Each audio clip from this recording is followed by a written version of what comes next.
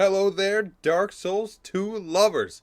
That's right, it's Dante here, but I'm doing something a little bit different right now. I'm going to pick my top 5, that's right, count them, 1, 2, 3, 4, 5th. Top 5 favorite bosses in Dark Souls 2. I don't really do many of these videos because honestly I don't have the time. But I'm bringing one special to your face holes. Alright, so anyways, top 5 Dark Souls 2 bosses in the entire game, including DLC. Quickly, before I go through with the list of my top 5, I want to go through an honorable mention. And that honorable mention is the Smelter Demon, or Smelter Demons. I love the Smelter Demons as awesome bosses. They are actually rather tough as far as the damage they deal and the damage they can take. I love the look of these bosses and the areas they are bosses of. You can find the fire version in the Iron Keep, and he is quite tough actually as a boss, especially if you are a lower level character in all manners of it. You can also find the magic blue version in the Crown of the Old Iron King DLC in the Iron Passage. I really like this boss because it's mobile, you know, it's not super big to where it's sort of stuck in one spot and it jumps around, which is pretty cool. It looks really cool, obviously, and does elemental and physical damage clearly. If you get too close, you'll get burned or magic burned if you're with the DLC version of it, and you'll lose some health. The Smelter Demon also has stages. It will stab itself and buff up, or do some sort of jumping attack and basically have an explosion that does massive damage to you. If you aren't strong enough, this will be a very quick fight of you dying. Or a super slow fight because you don't do much damage to them. Both smelters are cool. I think I like the blue one a bit better as far as looks, just because it looks cooler and it's a little bit different. And when you kill this boss, you get the soul and you can trade it in for the Smelter Sword or the Age Smelter Sword, depending on which one you beat respectively. They do fire and magic damage. And now for my top 5 list right now. Number 5, right here, right now. This might be a little bit surprising to people out there. Actually, the Flexile Sentry. The Flexile Sentry is a surprising pick for one of my top favorites. The Flexile Sentry is found on the boat in No Man's Wharf, a darkened early on area, but also later in the various spots as a non-boss in the Shaded Woods, Frozen Ilium Lois, and made different than newer versions of the game in the future for placements. You know, who knows where they'll be next. The reason I picked this is simply how interesting the character and fighting the character is. Think about it. Usually when you fight a bigger boss, you stick close, circle around, wait for an attack, and roll around. This boss is great because there's 2 fronts. You cannot take him or them to Backstab City, no matter how hard you try. One side has dual-wielding arc swords, and the other has barbed clubs for total destruction. Whenever you think you're safe from an attack, the other side can attack you. It's fantastic. I kind of wish they pursued this type of character further. One interesting thing is that in New Game Plus, the Flexile Sentry has 2 additional enemies in the boss room with the Ring of Thorns on. And they are the only 2 enemies who drop the Malformed Claw and hand weapon. This boss's soul can be traded in for either the Barb Club, the Warp Sword, or the Arc Sword. Pretty good weapons. Now number 4 of my top 5 Dark Souls 2 bosses. This one also might be another surprising one. I don't think people like this boss that much, or they skip it, or maybe don't bonfire static to fight it again. I have, because I'm a weirdo. But anyways, number 4 is the Skeleton Lords.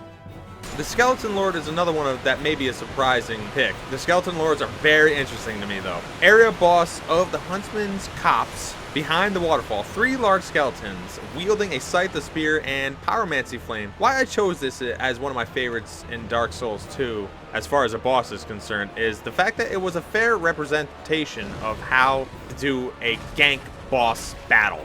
I mean, there's 3 of them, right? None of the skeletons are very powerful or can take massive damage, which makes this matchup super interesting. Even more, if you try to rush kill all the skeletons, you will realize that it's probably worse than dealing with just one, because each skeleton, when dead, revives other smaller skeletons, and one of which is the bane of any Soul player's existence. That's right, the Bone Wheel Skeleton.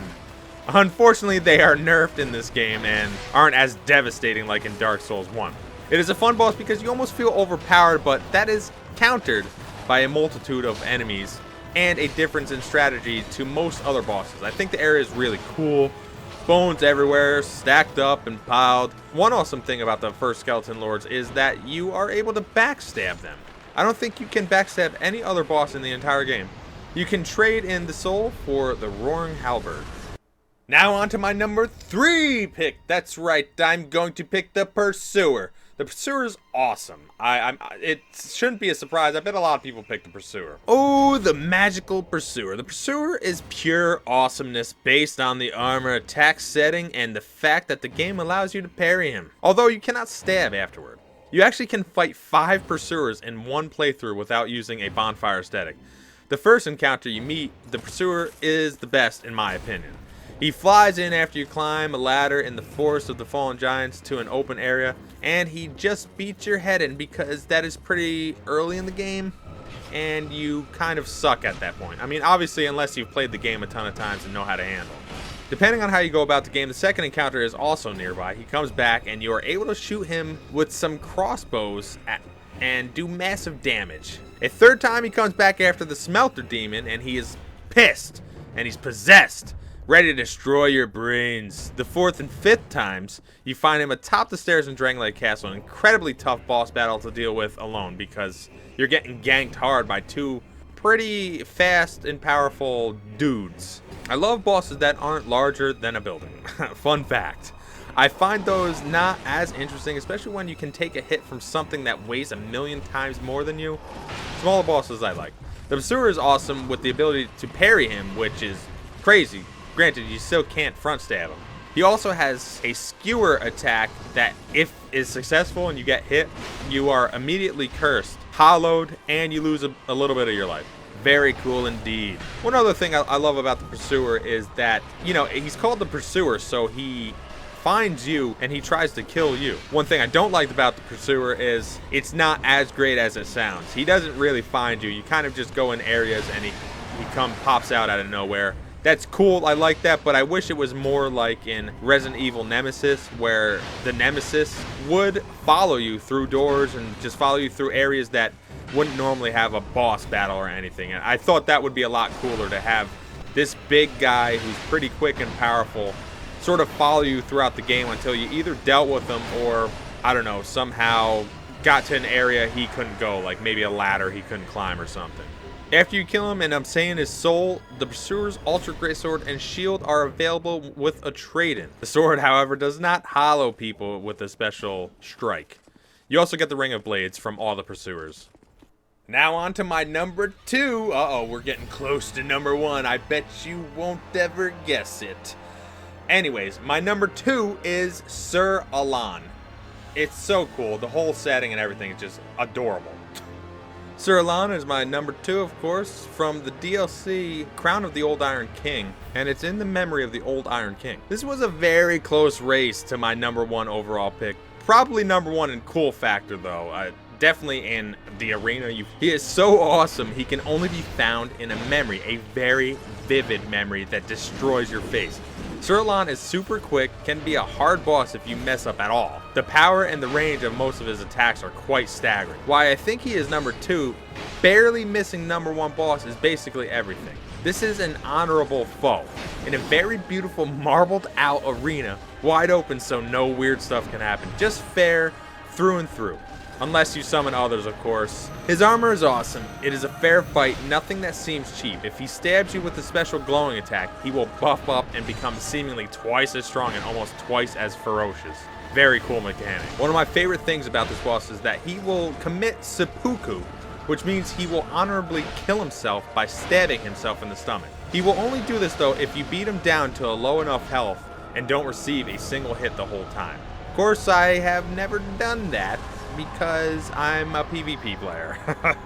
You can get Alonne's Bewitched Sword, which has a special left trigger which stabs yourself but buffs your weapon. Not worth it in my opinion, it's better without it. And finally, you've stuck around this long, but my number 1 favorite boss in Dark Souls 2. Could surprise you, could not. Let me know in the comments below. Like, comment, subscribe, either way. But anyways, it is the Looking Glass Knight. Would you have thought that? But why? Why would I think that? My number 1 pick is the Looking Glass Knight.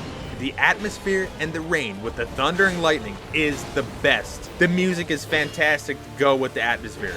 You fight this boss in the King's Passage. I'm not the biggest fan of the armor, especially the helmet. He looks like a pansy with the silver crown of thorns. But just think about everything else.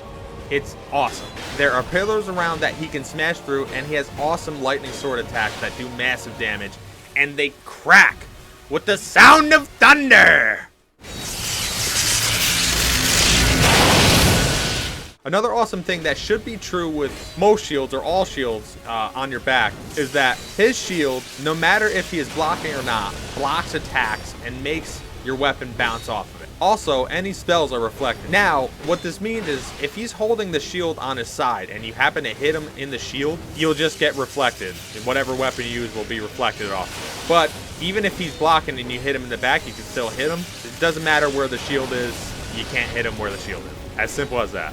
This is an interesting play mechanic, which I wish they used on more bosses or even enemies. My favorite thing, however, about the Looking Glass Knight is the fact that if the battle goes on long enough, the boss has the ability to summon NPCs. Oh, but that's not all. He can summon actual human players. And to do this, they have to put their red summon sign down in the vicinity and wait, or a cracked red eye orb, but that is a lot more difficult. Now this is reminiscent of Demon Souls. I forget the exact boss, but in a Demon Souls boss, you were able to be summoned in as the actual boss, instead replacing the boss that would be there if you're playing offline, and that was just fantastic. But how cool is that? People can be summoned in for this boss. Every time you face that boss, it has the potential to be different every single time, and that's nothing any other boss can have. When you defeat this boss, it's a cool sounding that I don't remember with other bosses. You hear his armor and his shield just bash down with a clink and a clang. And it's, I don't know, for some reason to me, it really shows the weightiness of this boss and kind of how cool this boss is. After you beat this boss, you get his soul and you can trade it in to get the Thorn Greatsword, which can shoot lightning, and his King's Shield, which parry reflects spells, which is awesome. Very cool stuff. So as you can see, those are my top 5 and honorable mention, of course. Let me know what you think in the comments below. Tell me your top 5. Tell me who you think is really cool, or tell me who you think is really dumb.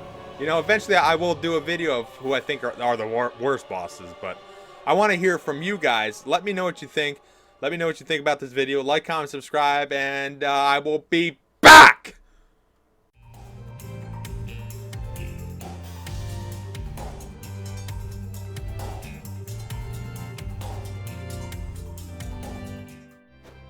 Suck on that.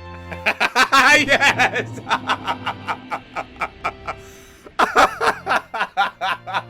Wow, that was